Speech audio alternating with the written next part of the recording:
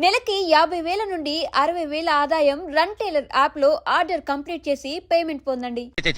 ఇది ఇల్లా సత్రమా? అబ్బా నువ్వు ఉండవయ్యా, నేను చెప్తున్నాను కదా. వంటింట్లో ఏమేం చేయాలో ఎంతెంత చేయాలో తెలియక అందరూ ఖాళీగా కూర్చున్నారు. 2 రోజుల నుంచి చిన్న పళ్ళకు రావట్లేదంటగా. వెంటనే డ్రైవర్ పంపించి చిన్న పిలిపించండి. 2 రోజులుగా నువ్వు ఎక్కడికి వెళ్ళావు? సముద్రం ఎలా ఉంటుందో చూద్దామని వైజాగ్ వెళ్ళానండి. వెళ్ళా సముద్రంలో గోవిందయ్య అయ్యా ఈ లెక్క చూసి పంపించి. అగా నీకు లెక్క చూసి కదా డబ్బులు ఇవ్వాలి. మరి ముందే అయ్యా అయ్యా అయ్యా అంటూ ముష్టోళ్ళగా చేయి చెప్తావిట్రా. నువ్వు ఎప్పుడు వచ్చావు, నీకు ఎంత ఇవ్వాలి చెప్పు. గుమ్మస్తా మీరా నేనండి. మీకు లెక్కలు తెలియకపోతే వెళ్ళి చిన్నయ్య గారిని అడగండి. ఏంట్రా డబ్బా ఇస్తున్నావా? నన్ను ఉద్యోగం అనేది వెళ్ళిపోమన్నారు కదా. అంటే ఏడుస్తావిట్రా. ఎక్కడికి వెళ్ళాలో ఎలా బతకాలో తెలియక ఏడుస్తుంటా. సరే సరే సరే ఏడో ఒక. ఇప్పుడు మా ఇల్లు చూసుకోవడానికి ఎవరు లేరురా. నా కూతురు కూడా ఇక్కడే పని చేస్తుంది. మరి నువ్వు మా ఇల్లు జాగ్రత్తగా చూసుకుంటావా? అలాగేనండి. ఈ ఉద్యోగం పర్మనెంట్ కదండి? అది నీ నరకం మీద ఆధారపడి ఉంటుంది. అంతే కదా. తప్పకండి. ఎలా ఉంది? నరాలు తగినట్టు నడుస్తున్నావు. బాలేదా? ఇంకోటి నడుస్తాను.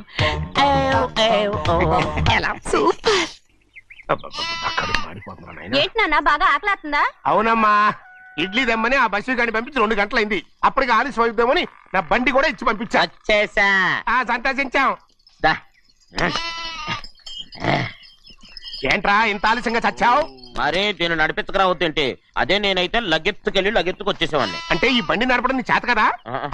మరి ఎందుకు చేసుకెళ్ళట్టు? ఏమో మీరు తీసుకెళ్ళమన్నారు, కర్మ తీసుకెళ్ళాను. కర్మ. సర్లే ఆకలి చచ్చేట్టుగా ఉన్నా. ఇడ్లీలు ఎక్కడా? అదిగో మూటలో వచ్చేస్తున్నాయి. నోట్లో ఇడ్లీలు రావటం ఏంట్రా? ఒరే ఈయన నంబర్లే గానీ మూట దింపి ఇప్పి చూపించండి. అట్టగానండి. ఇన్ని ఇడ్లీలు తెచ్చావిడ్రా? మరి 494 రూపాయలకు ఆ మాత్రం ఇడ్లీలు రావేంటి? 494 రూపాయలకి ఇడ్లీలా? మరి అదే చెప్పడమేమో చెప్పేస్తారు, ఆ తర్వాత మర్చిపోతారు. మరి నాగమణి నాగమ్మండి. ఏంటండి? ఏంటంట? అప్పుడు మీ నాన్న నాతో ఏం చెప్పాడు? ఉండండి ఆలోచించుకుని చెప్తాను. ఏంటమ్మా ఫ్లాష్ బ్యాక్ వెళ్తున్నావా? అవును. బాబా ఆకలేస్తుందిరా. ఆ రామస్వామి హోటల్కి వెళ్ళి కాస్త తెచ్చిపెట్టు. నాకు కూడా ఆకలిస్తుందండి. నువ్వు ఏదైనా తిని నాకు మాత్రం ఒట్టి ఇడ్లీ పడరా. ఇదిగో ఈ నోటు ఎంతో తెలుసా? నేనేమన్నా తెలివి తక్కువ అనుకున్నారా?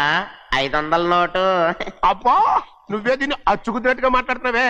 చాలా ఆకలేస్తున్నాయి. బండేసుకెళ్ళి తొందర తీసినప్ప. ఇదండి జరిగింది. చిల్లర లేదు కదా అని 500 రూపాయలు నోటు ఇచ్చి పంపిస్తే మొత్తం ఇడ్లీలు పట్టుకొస్తా ఉంటా. నీ నోట్స్ చెప్పు. వద్దు ఆకలేసేస్తుందమ్మా. చట్నీ సాంబార్ ఇదిరా. ఇచ్చాడండి. ఇది నేనే వద్దన్నానండి. ఎందుకని? మరి అదే మళ్ళీ మర్చిపోయారు. నాగమణి మీ నాన్న నాతో ఏం చెప్పాడు? అయ్యో అయ్యో చట్నీ సాంబార్లని ఎన్నిసార్లు ఫ్లాష్ బ్యాక్ వెళ్తారా? ఏదైనా తిని నాకు మాత్రం ఉట్టి ఇడ్లీ పడరా. ఇదిగో ఆయనకు అర్థమయ్యట్టు మళ్ళీ చెప్పు. నాకు మాత్రం ఒట్టి ఇడ్లీ పడరా. అయ్యో నువ్వు నాకు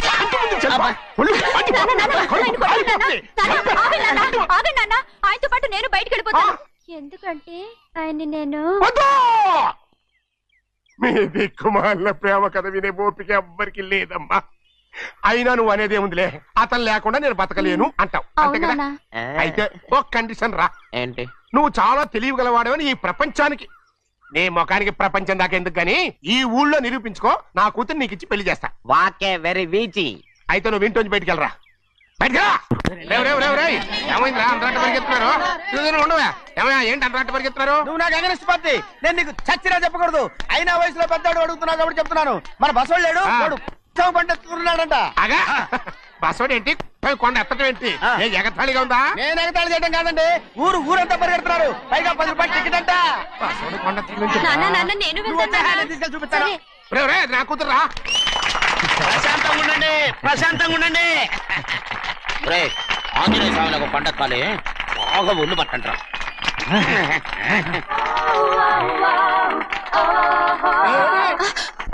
ఆడ కొండనెత్తిపోయి నిన్నెత్తిపోతాడు. ఊరుకోండి కుమస్తా గారు, ఆడికి ఆ కొండనెత్తడం ఈజీ, దీన్ని కష్టం. వయసులో ఉన్న ఆడపిల్లని చూస్తే చాలు తలనేరిసినోడికి కూడా జోకులు వస్తాయి.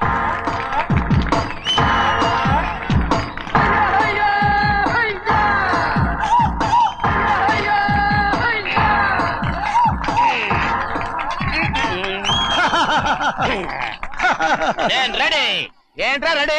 కొండనెత్తు. ఓ 50 మందిని పిలవండి. ఎందుకు? ఆ కొండను తెచ్చి నా చేతుల మీద పెట్టడానికి. అప్పటి నుంచి నేను చెబుతూనే ఉన్నా ఇది ఫిట్టింగ్ ఏదో పెడతాడు అని. ఒక్కడనా నా మాటనారా? ఊరుకోవా, నీ కూతురని మాటలేదు మేమే వింటాం. ఇది ఒక పిచ్చి కొయ్యి. ఏంటి 50 మంది వల్ల కాదా? అయితే ఊరు మొత్తం వచ్చి ఆ కొండను తెచ్చి నా చేతుల మీద పెట్టండి, అప్పుడు నేను ఒక్కనే ఎత్తుతాను.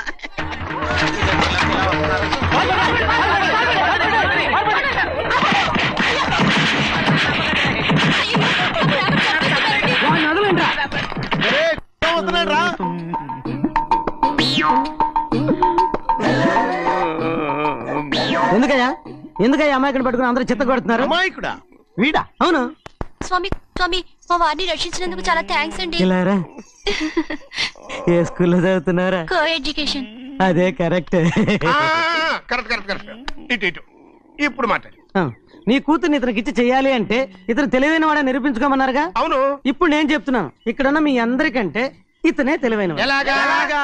ఆంజనేయుడు తప్ప ఆ కొండను ఎవరైనా ఎత్తగలరా? ఆహా. చేయలేని దాన్ని చేయగలనని చెప్పి మీ అందరిని నమ్మించి ఇక్కడ తీసుకొచ్చాడే, ఇతను తెలివైనడు కదంటారా? ఇది తీవ్రంగా ఆలోచించవలసిన విషయం. కరెక్ట్. ఒక తెలివైన వాడే ఎదుటి వాళ్ళని తెలివి తక్కువ వాళ్ళని చేయగలడు. He is very bright. ఇప్పుడైనా ఒప్పుకుంటారా? ఒప్పుకున్నట్టే గుండె మీద చేసుకున్నాడు కనుక. స్వామీజీ స్వామీజీ మీ చెప్పు. ఆశీర్వాదం ఉంటే ఆ. వచ్చే వారం నేను నీళ్ల మీద నడుస్తాను, ఆపై వచ్చే వారం భూమి మీద ఈదుతాను. అలాగా? ఏది నీళ్ళల్లో నడు చూద్దాం. ఇక్కడ నీళ్లు లేవే. నువ్వు నీళ్ళలో నడుస్తావో నేల మీద ఎత్తావో నాకు అనవసరం. నా కూతురుతో నువ్వు సరిగ్గా నడుచుకుంటావా లేదా?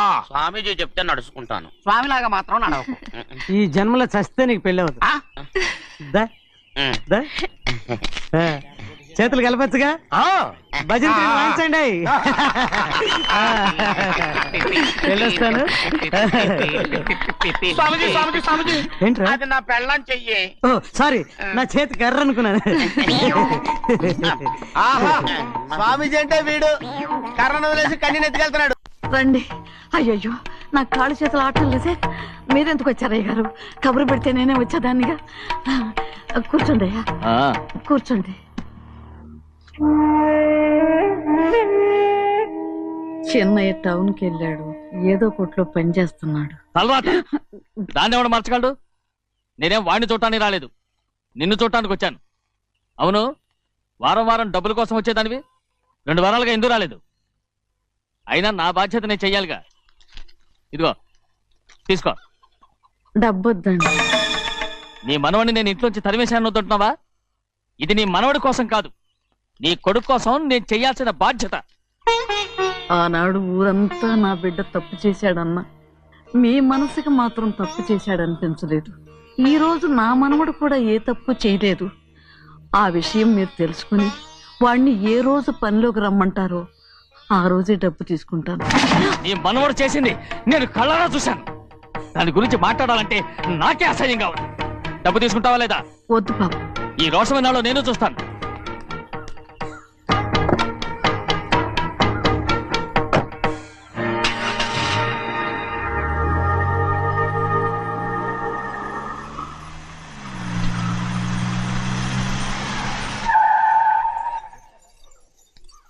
ఏంట్రా అందరూ ఇంట్లో పనులు మానేసి బయట కబుర్లు చెప్పుకుంటున్నారు?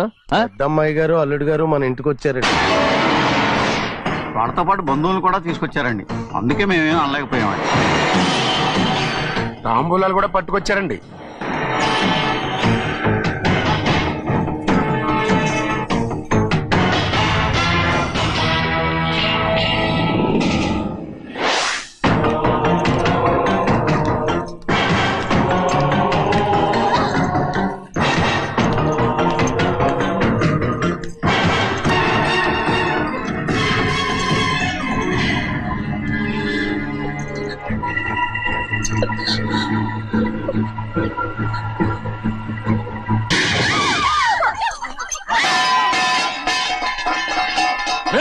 అయ్యా 15 ఏళ్ళైంది బంధాలు తెగిపోయి. ఎంత ధైర్యం ఉంటే మళ్ళీ ఈ ఇంట్లో అడుగు పెడతారు? ఎవర్రా ఈ గాడిదల్ని లోపల రానిచ్చింది? ముందు వీళ్ళందరినీ మెడబెట్టి బయటికి గెంటేయండి. నేనే వాళ్ళని రమ్మన్నాను. ఎందుకు రమ్మన్నావు? నా పెళ్లి గురించి మాట్లాడడానికి. నీ పెళ్లి గురించి మాట్లాడటానికి వాళ్ళెవరు? నా తోడ పుట్టింది మీ కన్న కూతురు. దాని మెడలో తాళి పండే రోజునే ఆ వర్షం మారిపోయింది. తాళి కట్టించుకుని వేరే ఇంటికి వెళ్ళినంత మాత్రాన మీ కూతురు కాకుండా పోతుందా? ఈ విత్తనవాదం వద్దు. రమ్మని చెప్పి నువ్వే వాళ్ళని పంపని చెప్పు. అంత కాని పని మేమేం చేశాం బావా? ఇంకోసారి బావాలంటే మర్యాద తక్కదు. మీ చిన్న కూతురు పరుగు పోయినప్పుడు ఏమైందో ఈ మర్యాద? అది నా సొంత విషయం రా. నాకు సొంత విషయమే. ఏంటా నీ సొంత విషయం? అక్కడ నిలబడిందే అది నా అక్క కూతురు. చేసుకునే హక్కు నాకుంది, అందుకే పిల్లని అడగడానికి వచ్చాం. చెప్పు తీసుకొడతాను. మీ అక్క పోయిన రోజునే అబద్ధాలు అయిపోయాయి. నా కూతుర్ని ఎవరికి కట్టబెట్టాలో నాకు బాగా తెలుసు. కానీ నా పెళ్లికి నా ఇష్టం కూడా ఉండాలి నాన్న. ఓహో, వీడిని ఇష్టపడ్డావన్నమాట పెళ్లి చేసుకోవటానికి. కాదు, తల్లి ప్రేమకి ఎలాగో నోచుకోలేకపోయాను. అట్లీస్ట్ ఆ ఇంటికి కోడలుగా వెళ్ళి అక్కలోనైనా అమ్మని చూసుకుందామని ఆశపడ్డాను. నీ ఆశ నే బతుకున్నంత కాలం తీరదు. ఎందుకు తీరదు? నా పెళ్లికి మీ అనుమతి అవసరం లేదు. నేనిప్పుడు మేజర్ని. ఎవరితో మాట్లాడుతున్నావే? ఆయన మనకు జన్మనిచ్చిన తండ్రి. ఆయనకిష్టం లేకుండా నీ పెళ్లి జరిగిపోతుంది అనుకుంటున్నావా? నువ్వు మేజర్ అంటున్నావే. ఇంతవరకు నిన్ను చదివించి పెద్దదాన్ని చేసింది ఎవరు? విదేశాల్లో చదివినంత మాత్రాన నోటి వచ్చినట్టు మాట్లాడతావా?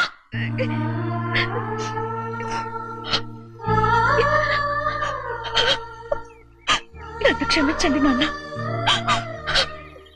ఎలాగైనా మన కుటుంబం కలవాలనే ఆశతో దాని మాటలు విని ఇక్కడికి వచ్చాం. మీ ఇష్ట ప్రకారమే ఎవరికైనా ఇచ్చి పెళ్లి చేసి దాన్నైనా చివరి దాకా మీతోనే ఉంచుకోండి.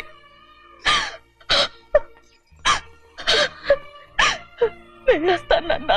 ఎందుకు వదినా వెళ్ళొస్తామని చెప్తున్నావు? ఈ జన్మలో ఇక్కడికి రాలేమని తేలిపోయింది కదా, వెళ్తామని చెప్పు.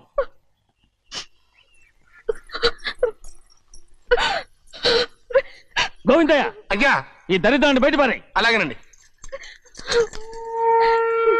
నన్ను క్షమించండి నాన్న. ఊరుకోమ్మా, ఏదో తెలియక చేసావు, పర్వాలేదు.